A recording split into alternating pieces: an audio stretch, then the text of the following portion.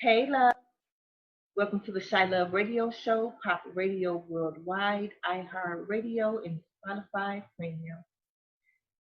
Hosted by yours truly, Melanie Hogan. We are sponsored by Chilove LLC.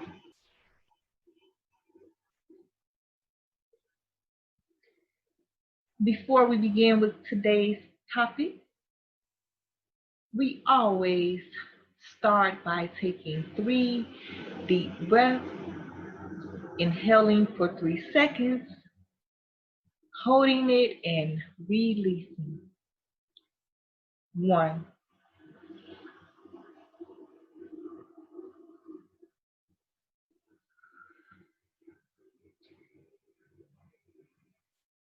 2,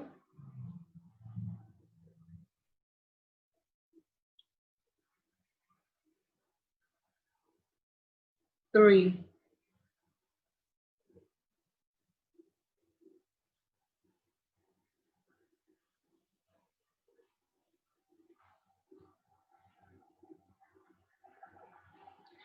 Now, Chilove is definitely from Chicago, born and raised. So you'll hear of a lot of things that's going on here in Chicago. And just recently, the city is experiencing some shutdowns and curfews and messages being passed around for people to be safe, be more aware of their environment, be more aware of crowds, especially those who are going out to protest. And the crowd is being mixed with protesters and looters. So we've recently had a situation where, we had a group to go and gather at a Central District police station as they tried to get people who were arrested for looting downtown released from police custody. Now, due to the looting downtown early Monday, there's a restriction on access to the area as well as several arrests, okay? So those who were still arrested Monday night with the protesters, there were protesters who were outside the police district, the police station, and they were calling for their release. People were coming and willing to pay the bail for protesters slash looters to be released.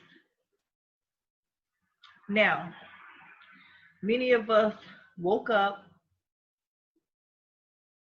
and wondered what in the world was going on to where there was, more looting and more protesting, specifically, in the downtown in, I think, Gold Coast area.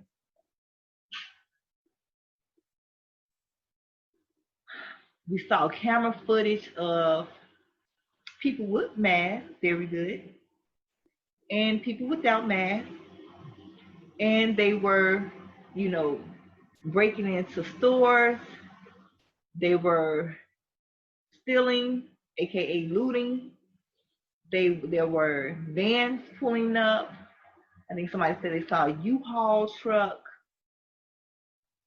The government officials were saying that this was plotted. It was a strategy. They knew ahead of time what they intended on doing. And this is why.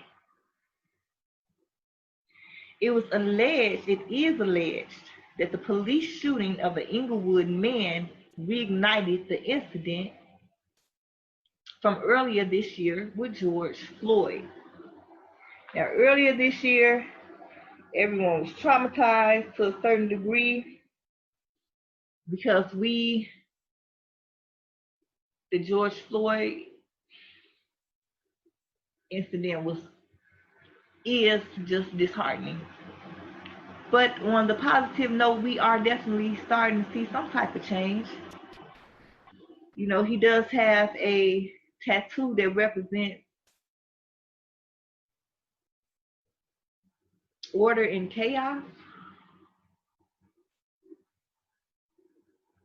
So despite this chaos that we are seeing, you know, we have been having some improvements. A lot of situations are starting to gain light, gain some traction. We are starting to see some movement with some things. So that part is good, but the aftermath and how we had to even get to this point was very disheartening and discouraging.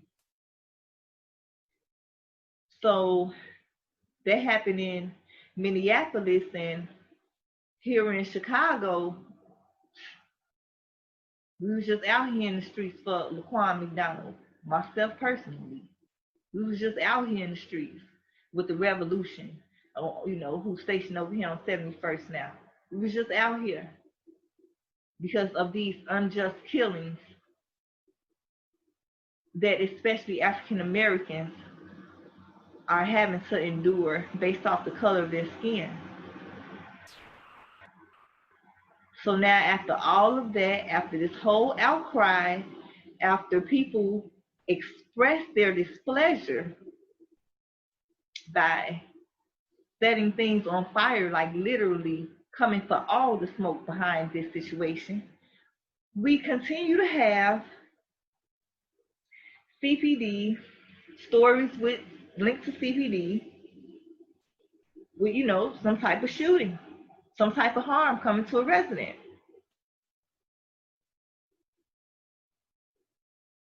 Now, I must say this.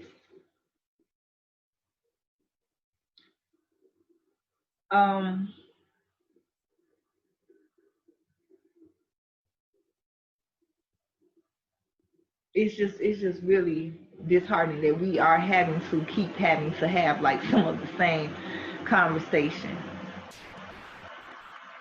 In this case, and in a lot of cases actually, when you hear the police side of it, they are saying that this young man from Inglewood took off running from them and actually shot at them before they shot him.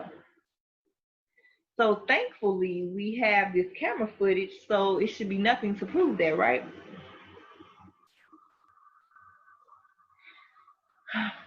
So that incident right there is what ignited the looting downtown. During the looting spree, 13 cops were injured and 2 were shot. And 2 people were shot.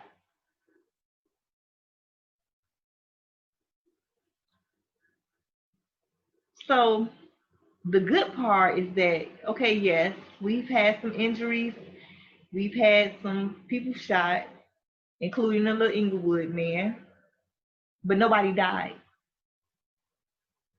So although the shooting part of it and the injuries, you know,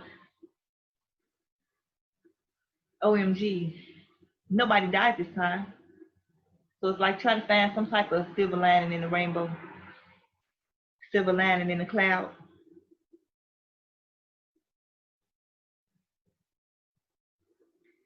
Hundreds of people were on the Magnificent Mile and other parts of downtown. Yeah, not the Gold Coast, Magnificent Mile.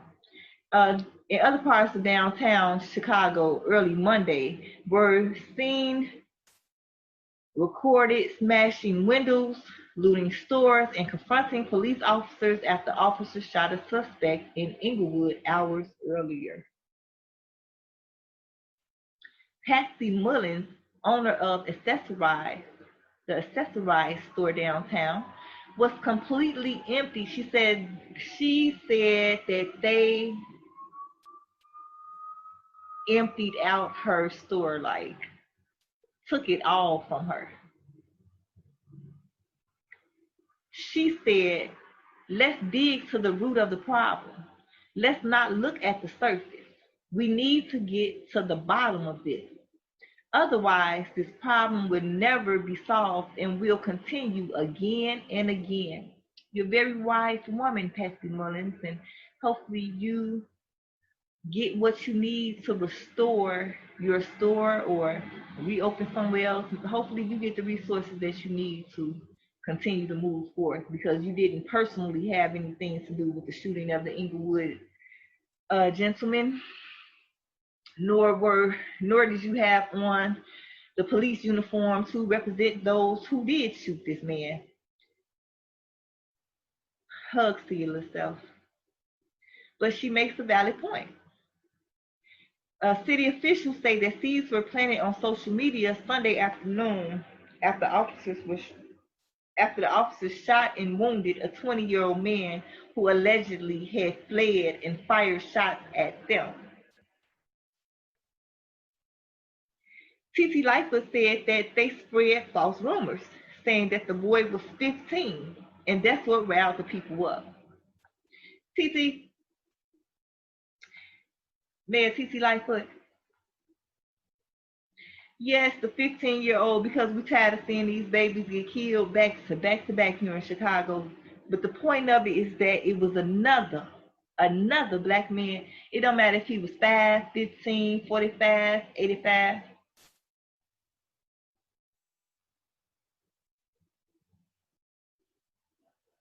Superintendent David Brown said that this was not an organized protest. It was an incident of pure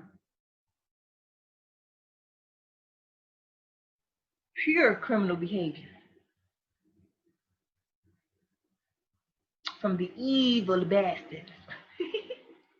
That's what he referred to those who were shooting and killing these children out here. That's out here causing this corruption and stuff. Evil bastards. He said that this was planned. This was an act of violence against our police officers and against our city. Right? So TT Lightfoot, I guess we'll call Superintendent David Brown Cuzzo. They said what they said, and here come Black Lives Matter. Black Lives Matter Chicago protested outside. They were the ones who were outside that police station. They were outside that precinct on Monday night. And they blasted TT for accepting the police version and not doing more to institute reform. Now, I would like to see the footage, because that's how we can just go ahead and get to the bottom line of what really happened. Nevertheless, Black Lives Matter suggests that the man was right for city authorities, giving the department's history of racism and abusive tactics. See, and that's an awkward position that a lot of people are in, especially a lot of African Americans, especially a lot of Black youth. It seems more likely that you would lose your life to a police officer than an actual op these days. One thing I can say about CPD is that their aim is on point, buddy. They hit their target. A lot of Chiracians, not so much. So a lot of people actually are in a greater fear of CPD or of police officers, because look at what has been going on. Look at what is going on. And then, yes, okay, we having police officers finally getting arrested or whatever, but look at the history of even if they do get convicted, it's not like the punishment is really fitting the crime. So yeah, and especially here in Chicago, when it comes to the Black youth, the African American youth, you better believe it's PTSD. Know it.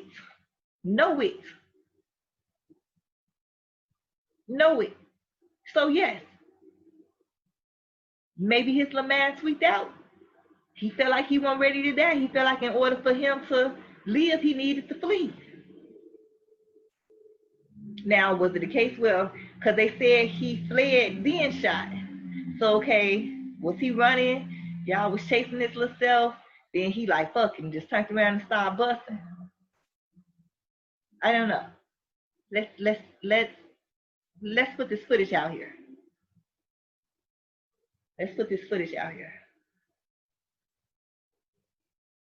So Black Lives Matters says that TT did not take the time to criticize her officers for shooting another Black man Instead, she attacked the looters, said Black Lives Matter.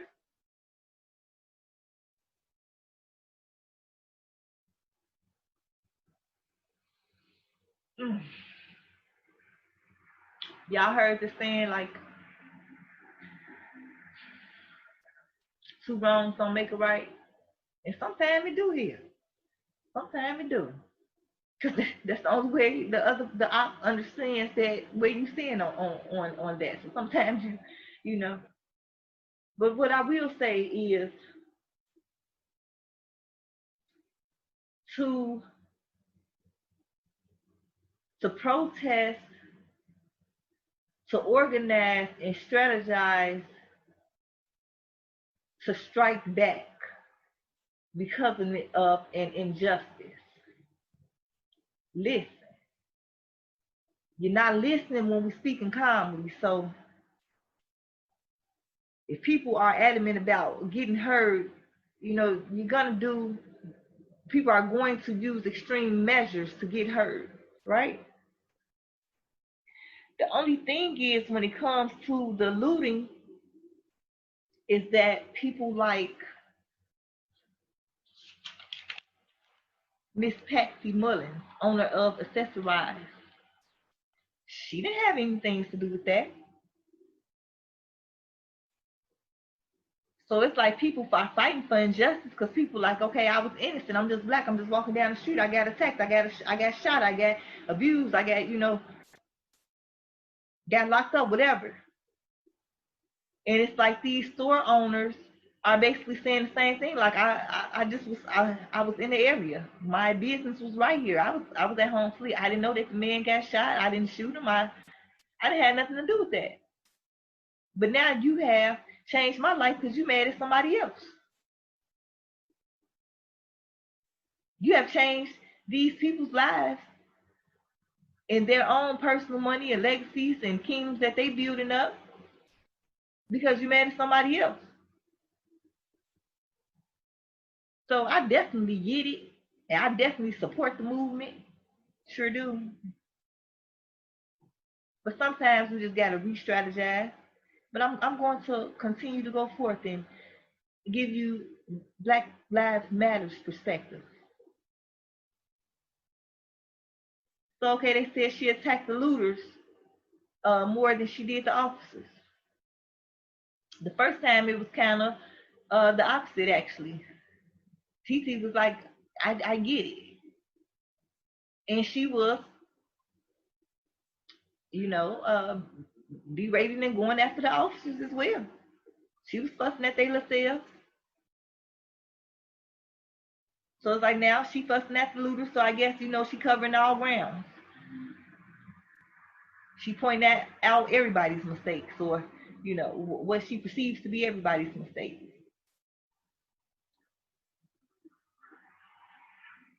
So Black Lives Matters has some advice for TT, has a word of wisdom for her.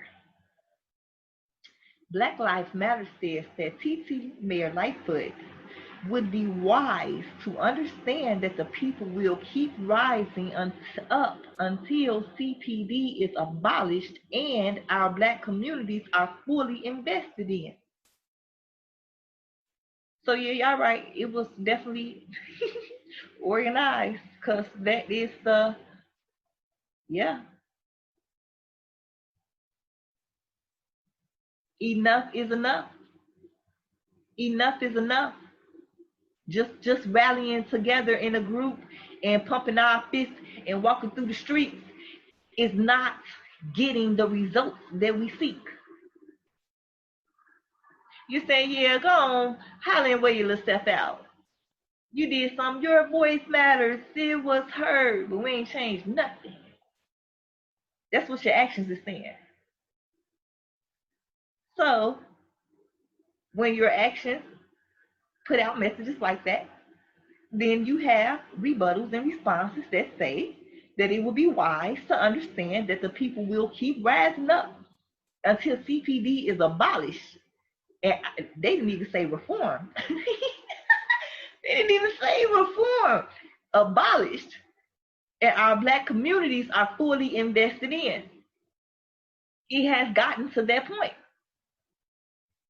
And if you were able to see the footage, it was a lot of youth out there. It was a lot of youth out there.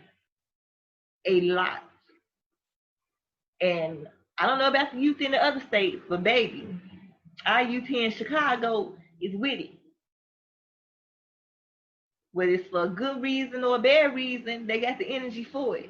And they bowl brass balls. And with certain people, you could like push back and you like, I'm the big homie or whatever. But if you actually look at the makeup of the youth today, that's not going to be really effective. That's not going to be really effective. And no, I am not saying just succumb and fold under everybody's demands or whatever, but what I am saying is be just and be fair, serve and protect. Be who you say you are. Be who you say you are.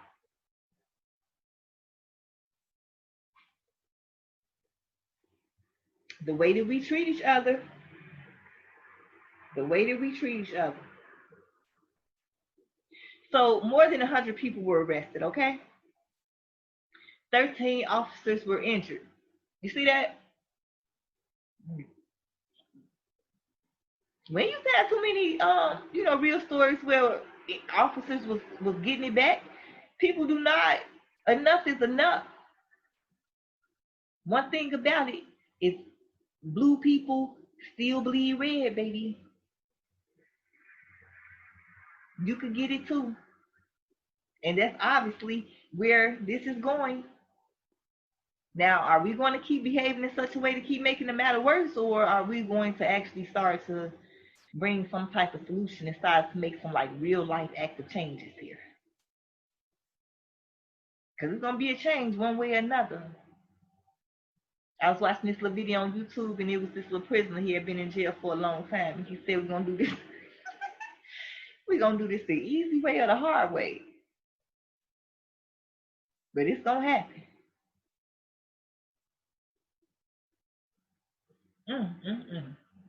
So a civilian and a private security guard were also shot and wounded. Thankfully, nobody died though. Many store owners worried because they hadn't received the insurance claims from the previous looting spree. So maybe that's why it is, a little more fussing towards the looters, because it's like these not even the people who you're mad at. I'm going to put a disclaimer out there and say that I am not trying to incite any violence or a particular organization being targeted, but I'm just saying, if you're mad at the police, what you just standing out there hollering for, but you downtown breaking down stuff, like, come on, baby. You said you got these brass balls, right? Maybe you're building up to it, maybe not. And again, I'm not putting it out there and urging you to do so, but logically speaking, you would think that you would approach your enemy.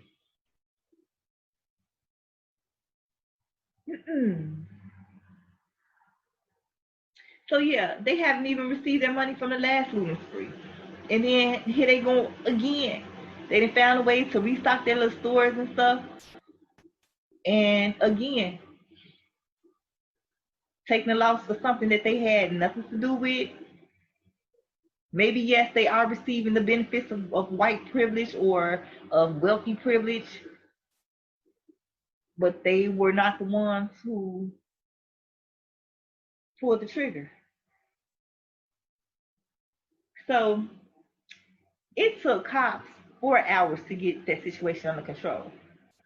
And they are also blaming TT Lightfoot for failing to develop an effective strategy following the previous looting. Well, it was a lot more catastrophes from that last looting. It was a lot more people reported being hurt, especially on the police side of the last looting. So it's an awkward spot because it's like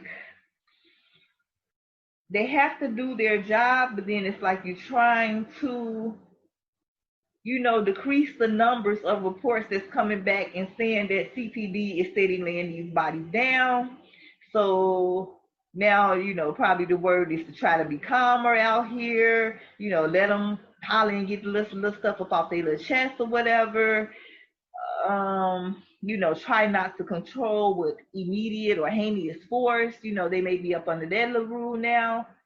And then you turn around and get criticized because you're trying to find the escalating way of handling it and maybe letting them blow off a little steam, then trying to get them to calm down to disperse or whatever. And then you're still getting criticized because it's like, okay, that's not good enough either. Y'all supposed to go in and shut it down. But the way that they are conditioned to shut it down is what has kind of gotten us to this point now. Okay. Okay.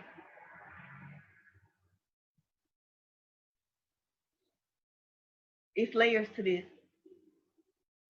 It's layers to this.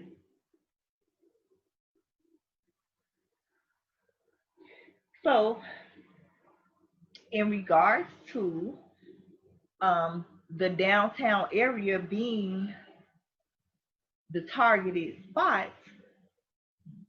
Black Lives Matter says that since politicians value protecting high rent areas while poor neighborhoods suffer from disinvestment and neglect, Mayor T.T. Lightfoot shouldn't be surprised about the magnificent mall getting hit. So, okay,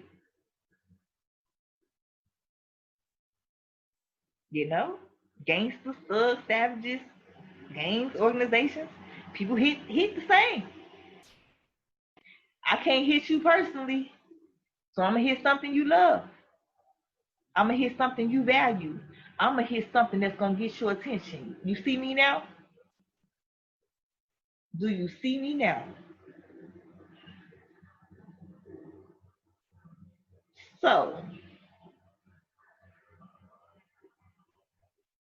wowzers. This is wowzers. And there is a lot of work to be done. There is a lot of work to be done. So they went on to say, Black Lives Matter, when protesters attack high-end retail stores that are owned by the wealthy and service the wealthy, that is not our city and has never been meant for us. Well, well. See why I said we need to amend the Constitution and involve us? You see? You can't keep getting people to do the same stuff that they was doing back up in the day because they was up under a blinded eye, another type of veil. Them veils have come off. People realizing that they've been used, that they've been manipulated, that they've been deceived, that the dysfunction of their family, dysfunction of their communities is not solely based on them. And that it's trying to be continued. Enough is enough. Enough is enough. Enough is enough. Especially when you have so many instances where Black people have still reached out to try to help cops, white people, whoever, have still tried to show a heart, who are out here asking for acceptance, for equality, asking for something that is a right.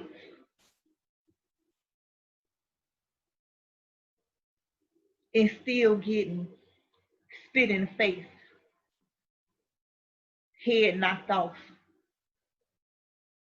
moves being made in vain,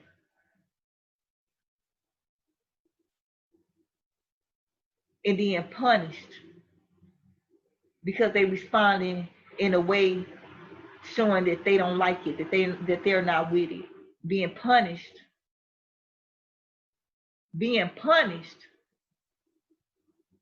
That's like whooping a child and saying don't cry. And you don't whoop them some more or punish them some more because they crying because of something you have to cause. Like what?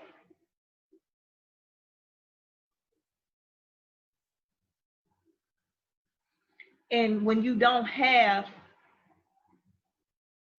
the wherewithal to,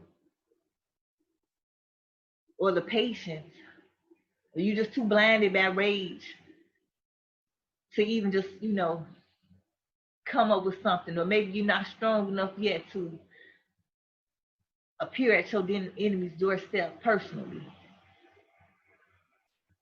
You do things and you respond in these type of manners. Cause you gotta do something, yeah, dog. You about to burst inside. You gotta do something. And it's like, you tear me up, so I'm gonna tear you up. I'm hurt. I am hurt, so I'm gonna hurt you. I want you to feel my pain. And a lot of people are in that energy. A lot of people are in that energy. And all this pushing back to see whose balls are the heaviest, that's not, it's not effective. It's not effective. You saying you want things to go a certain way, know that it needs to be give and take on all sides. Give and take on all sides, and not somebody giving you a loaf of bread and you gonna give them a crumb. Everybody needs to feel like they are benefiting. Everybody needs to feel like, we hear about stuff with the national deficit and how more people need to get jobs and pay into the taxes to, help with that. But especially us as African Americans, weren't even told that this is our land to even have to be concerned about some national deficit. We was told that it's not ours. We was told that we're not cared about unless we could be utilized. The golden rule, treat others as you would want to be treated. You're not forfeiting just because you're showing that you have a heart and you caring for people despite your governmental position. You're showing the people that I actually hear you, I understand you, I empathize with you, I sympathize with you, and I am taking steps to try to find a solution. And nothing is wrong with saying, listen, I don't have all the answers, but I am implementing. You should be noticing some type of difference by this time. And letting the words, there should be a positive correlation between your words and your actions.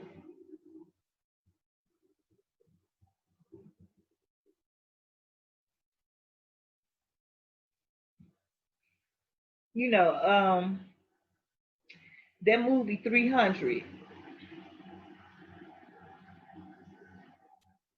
it kind of puts me in the mind of this situation right here with the humpback individual who was, he was loyal. He was, trying to show that he was with it. He like, here I am, accept me in, put me in, coach.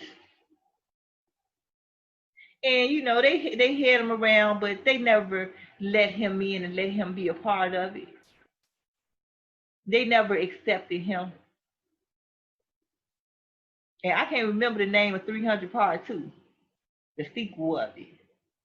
But Hunty, when I say in that next sequel, he was on the other team, had built up profoundly. A significant change. You hear me? Got his weight up with his hate and paid him back. You hear me? With a whole nother crew. And ooh, them little arrows came, and them little 300 was 300 no more. They were 300 no more. And this situation just reminds me, it just puts me in a mindset like the African Americans are the humpback in the situation. Look at all these years. All these years. People not trying to prove to themselves they've been in a mind frame and conditions to prove something to the white man, prove something to the government, prove something to those who say that you're not real, prove something. Don't act like that. Don't act like that because they're going to say you this. Don't act like that because they make us look bad. Don't say that because they make us look bad. Everything else to prove something so that we can get something that's a right. Something that a right that should not have to be asked for or fought for. It's declared and walked in.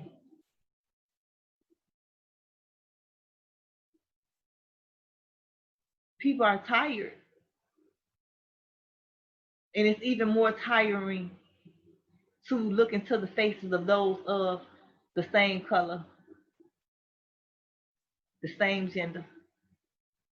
But because you over and you're employed by that other side, you act like you forget. You act like you forget. Or you feel like that because you're up under a certain anointing or protection that, you as long as you and yours is good, then that's the bottom line. Because you made whatever moves you made to get to this position. So why can't everyone else?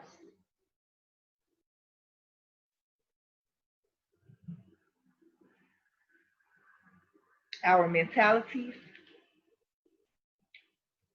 our judgments, we all need to take a really good look at ourselves in the mirror.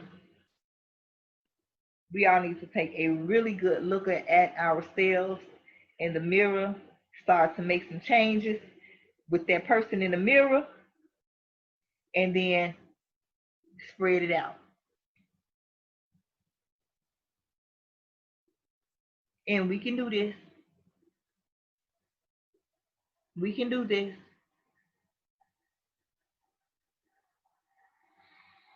Whew. So we here at the Chilove Radio Show, Pop Radio Worldwide, iHeart Radio, and Spotify Premium are so aware and in tune with the need for consistent healing and working on oneself, because 2020 alone, my God, these situations alone, this topic alone makes me just feel fatigued in my soul.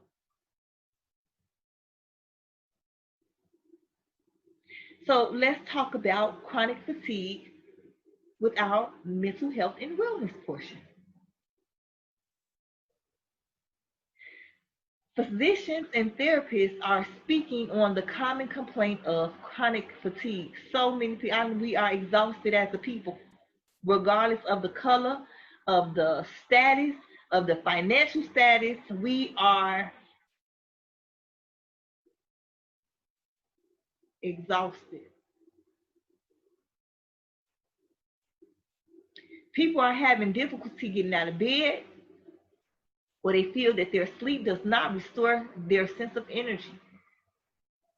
People are complaining about migrating headaches, pains conveyed as upper neck muscle tension and headaches. It's like, we do some of that breathing when we first kick in. That deep breathing to help with that. Researchers, people are complaining about impaired short-term memory, brain fog, a delayed or slow process of thinking, and even recovering from minor exercise, feeling exhausted after daily routine errands. Researchers found that there are 3.4 million sufferers in the U.S., and that's only the people who are actually going to the doctor to get checked out.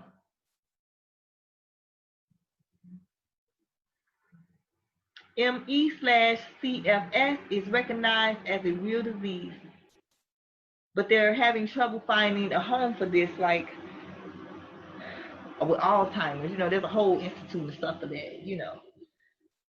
Certain diseases and disorders, there's like a whole institute and stuff for that. Like they have a whole home for that. But with this chronic fatigue, they don't really know how to, they don't have a definite solution. So what they're doing is treating the symptoms.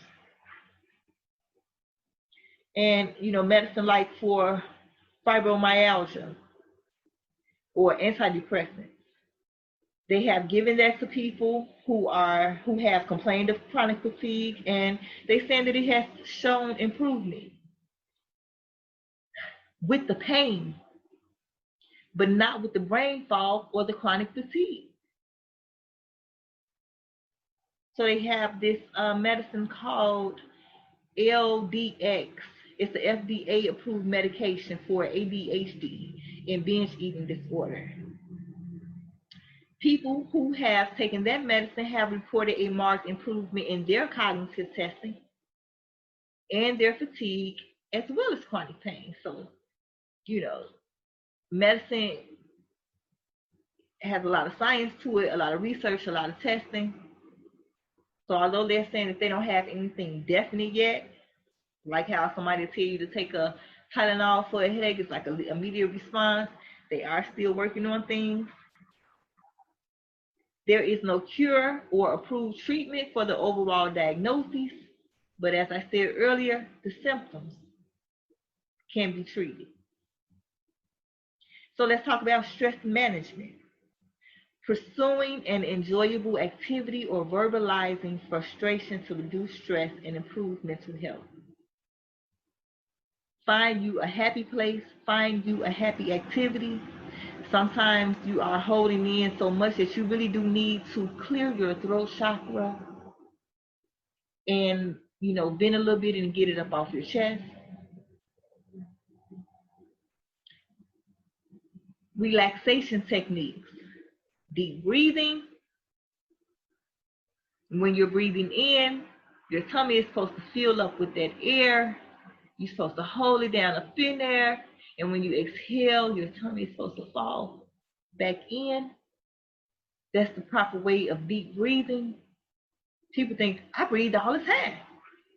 But there's a certain technique to the deep breathing that's going to get you to a relaxed state.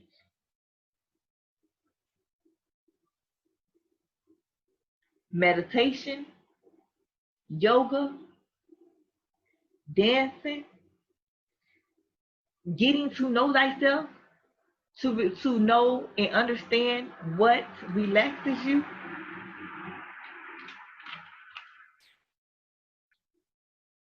Getting to know thyself